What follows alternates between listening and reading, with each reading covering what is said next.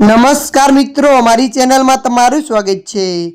મિત્રો, બોટાદ જિલ્લાના રાણપુર તાલુકાના ગોદાવડ ગામ પાસે ગઈકાલે મોડી રાત્રે ગંભીર માર્ગ અકસ્માત સર્જાયો હતો। બોચાસણથી સુપ્રસિદ્ધ યાત્રાધામ સાળંગપુર તરફ જઈ રહેલી અટ્ટિકા કાર ગોજવે પરથી પસાર થતી વખતે પાણીના તેજ પ્રવાહમાં તણાઈ ગઈ હતી। આ દુર્ઘટનામાં કારમાં સવાર 7 વ્યક્તિમાંથી 2 હરિભક્તો અને નવિદેશ સિદ્ધ સંતના કરુણ નિધન થયા છે। સાળંગપુર બાપ્સ મંદિરના સંતો અને હરિભક્તોને લઈ બોચાસણથી સાળંગપુર પરત ફરી રહેલી એક અટ્ટિકા કાર ગોજવે પરથી પસાર થતી વખતે પાણીના તેજ પ્રવાહમાં તણાઈ ગઈ હતી।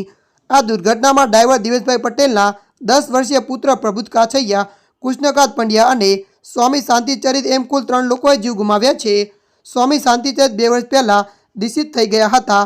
કારમાં કુલ 7 લોકો સવાર હતા, જેમાં સાળંગપુર બાપ્સ મંદિરના સંતો અપૂર્વ પુરુષ સ્વામી અને શાંતિચરિત સ્વામી તેમજ હરિભક્તો વિવિધ કાપડિયા, નિકુ સોજિત્રા, દિવેશ પટેલ, કૃષ્ણકાંતભાઈ પંડ્યા અને પ્રબુદ્ધ કાછિયા તમામ લોકો સાળંગપુર બાપ્સ મંદિરે રહે છે। આ કરુણ ઘટનાથી સમગ્ર પથકમાં શોકનું મોજું ફરી વળ્યું છે।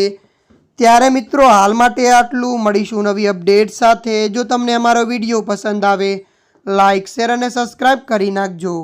ધન્યવાદ।